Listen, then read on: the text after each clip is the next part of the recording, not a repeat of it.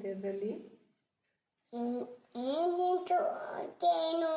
Train, ಆಮೇಲೆ ಇದು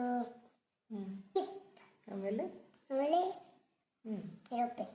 yes good.